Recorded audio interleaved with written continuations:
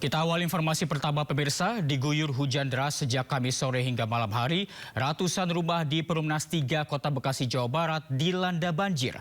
Warga mendesak Pemkot Bekasi segera perbaiki sistem drainase.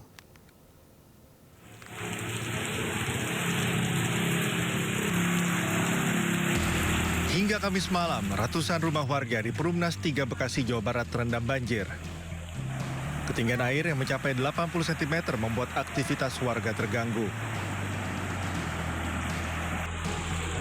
Sejumlah kendaraan roda 2 yang nekat melintas mengalami mati mesin akibat terendam air. Selain intensitas hujan, kondisi drainase yang buruk menjadi penyebab utama banjir. Sepi usahanya. Oh, sepi. Berarti keganggu Pak De ya? Ya. Pak De harapannya apa sih Pak De? Biar jalan nih nggak banjir langganan terus. Betulin. Perumnas 3 Arenjaya merupakan salah satu perumahan di wilayah Kota Bekasi yang kerap dilanda banjir. Warga berharap pemerintah Kota Bekasi segera memperbaiki sistem drainase yang buruk agar persoalan banjir segera teratasi. Dari Bekasi, Jawa Barat, Rahmat Hidayat, iNews melaporkan. Hujan deras membuat aliran kali di Kelurahan Kalijaga, Kota Cirebon meluap hingga merendam permukiman warga. Puluhan warga pun terpaksa dievakuasi ke tempat yang lebih tinggi untuk menghindari banjir. Apa ya?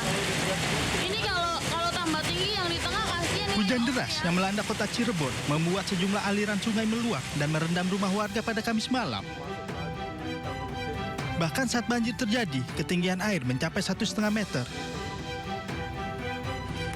Dengan menggunakan perahu karet, petugas dari BPBD Kota Cirebon mengevakuasi puluhan warga korban banjir ke tempat yang lebih tinggi. Banjir rutin terjadi setiap akhir tahun yang disebabkan tingginya curah hujan dan mengakibatkan air kali meluap. Begitunya langsung tinggi, jadi nggak kecil dulu langsung tinggi gitu. Langsung tinggi, langsung masuk karena rumah dari juga? kali, langsung masuk rumah. Berarti ini tuh rutin? Rutin tiap tahun mas. Oh rutin tiap tahun? Tiap tahun. Cuma sekarang paling parah? Paling parah sekarang. Kira-kira berapa rumah sih Apanya yang kena tuh? Kayaknya semuanya ini di sini tuh. Puluhan atau gimana? Ratusan? Ya puluhan, ratusan mas. Kalau rumah di sini mah. Ratusan. Selang beberapa jam kemudian, banjir perlahan surut dan warga langsung membersihkan sisa-sisa lumpur yang masuk ke dalam rumah. Dari Cirebon, Jawa Barat, Mahardika, iNews melaporkan. Belasan kamar indekos di Kebonjeruk, Jakarta Barat ludes terbakar. Akibat kejadian ini, seorang penghuni kos menderita luka bakar.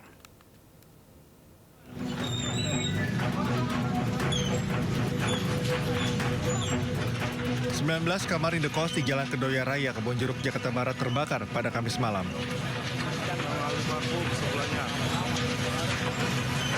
Peristiwa bermula saat api muncul dari salah satu kamar penghuni kos yang berada di lantai bawah. Jarak kamar yang berdekatan membuat api dengan cepat membesar dan menyambar ke bagian kamar lainnya. Api berhasil dipadamkan 1 jam kemudian dengan menerjunkan 7 unit mobil damkar. Selain berhasil memadamkan api, petugas juga berhasil mengevakuasi penghuni kos yang terjebak di lantai 2 bangunan. Sementara penyebab pasti kebakaran masih dalam proses penyelidikan.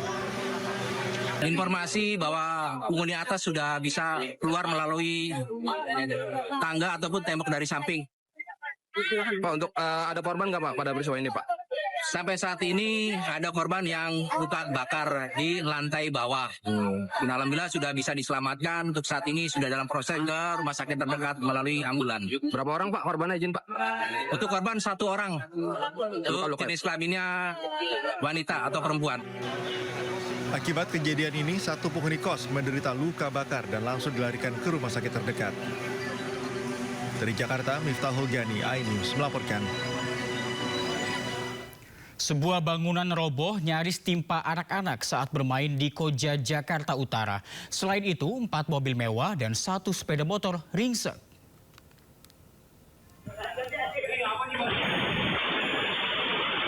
Bangunan yang dijadikan tempat parkir warga Gangwaru Koja, Jakarta Utara tiba-tiba ambruk dan terekam CCTV. Sejumlah anak-anak yang sedang bermain di sekitar bangunan berlari menyelamatkan diri dari bangunan yang tiba-tiba roboh. Sebanyak 4 buah mobil mewah dan 1 sepeda motor rusak berat akibat tertimpa reruntuhan beton bangunan. Objek yang tertimpa saat ini yang setelah kita lihat dari belakang hanya mobil 4 buah dan motor 1. Kedengarannya kenceng banget sih. Terus keluar debu semua, terus dikira ada gempa atau apa. Itu kedengarannya kenceng? Kenceng banget. Saya di dalam rumah. Tidak ada korban jiwa dalam peristiwa ini, namun kasusnya kini ditangani Polsek Koja Jakarta Utara. Dari Jakarta, Sofian Firdaus, iNews melaporkan. Viral di media sosial, seorang nenek di Surabaya, Jawa Timur diusir sekelompok orang dari rumahnya. Tidak hanya diusir, kelompok yang diduga ormas ini juga membongkar rumah nenek berusia 80 tahun itu. Saya sudah dengan baik-baik. Iya. Anaknya tak bawa keluar. Ini rumahnya siapa? Rumahnya siapa? Kan tunjukkan rumahnya siapa? Kan tunjukkan, saya minta surat itu tidak ditunjuk. Saya sudah menunjukkan. Sekarang kita sudah gak bicara surat. Percuma bicara surat. Wong ini saya punya kok gak bicara surat. Ayo ibu keluar. Ayo. Inilah rekaman video saat nenek berusia 80 tahun diusir sekelompok orang dari rumahnya di kawasan Jalan Sambi Kerep, Surabaya. Nenek bernama Elina Wijayanti ini bahkan diseret hingga diangkat paksa keluar rumah. Tidak hanya itu, sejumlah berkas pribadinya juga dirampas oleh sekelompok orang ini. Bahkan rumah Elina dibongkar hingga rata dengan tanah. Akibatnya, Elina melaporkan peristiwa yang dialaminya ke Polda Jawa Timur. Orang banyak baju merah tulisan apa? Tulisannya Madas Malika. Ada berapa orang?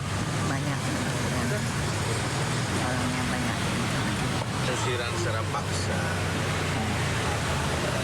Gini aja, pasal apa aja Ya, Mas yang dilaporkan? Ya, jadi sementara ini 170. 170. Ya, jadi pengeroyokan. Setelah viral di media sosial, Wakil Wali Kota Surabaya Armuji mengecam aksi premanisme dari sekelompok orang itu. Armuji meminta masalah lahan ini untuk diselesaikan melalui jalur hukum. Saya nggak melihat benar dan salah, enggak. Melihat kemanusiaannya itu loh. Itu melihat kemanusiaannya. Semua orang melihat seperti itu. Bener, sampean pendidikan masuk gak ngerti. Sampean bayari korak iku piro sih, Pak? Saya kira proses hukum ya enak, sah, semuanya legal, smooth dan tidak terjadi keributan. Hingga saat ini, kasus pengusiran dan sengketa tanah tersebut masih ditangani Polda Jawa Timur.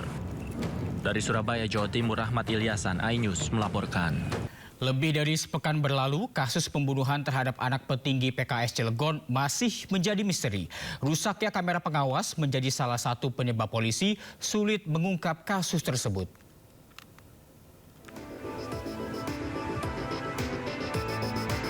Sudah hampir 10 hari berlalu, kasus pembunuhan terhadap anak petinggi PKS di Kelurahan Ciwaduk, Kota Cilegon, Banten belum terungkap. Rumah mewah tempat korban ditemukan tewas mengenaskan ini pun masih terpasang garis polisi. Sementara keluarga korban kini menempati rumah lain.